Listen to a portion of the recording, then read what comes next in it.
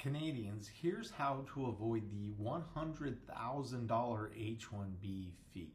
So starting September 21st, 2025, some H-1B petitions come with a $100,000 fee, but most Canadians can avoid it if you know what you're doing.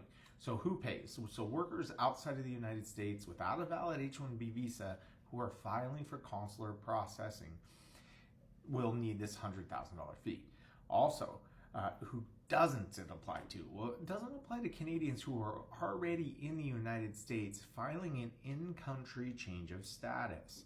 So how can Canadians avoid the fee? Well, if they enter first as a visitor on a B1 or B2, maybe enter as a student, enter as a dependent on an H4 or an L2, or even entering the United States and working under a TN visa.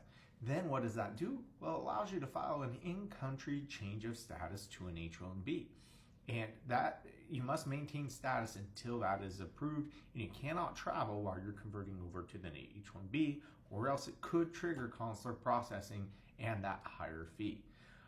Other options, use TN long term. Then you avoid the H-1B altogether and you don't have to pay that $100,000 fee. Also, there are the options, the L1, the E1, the E2, or if it's just for short business travel, then a B1 might be all that you need.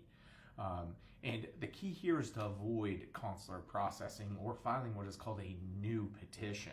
Doing a change of status is the key here.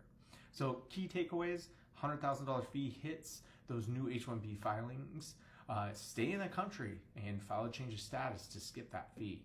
And Canadians have multiple options to avoid an H-1B anyway, such as the TN, the L, or the E visa. So plan ahead for these changes for the upcoming H-1B lottery and for those new H-1B petitions. And if you're Canadian, follow me for more immigration tips for Canadians.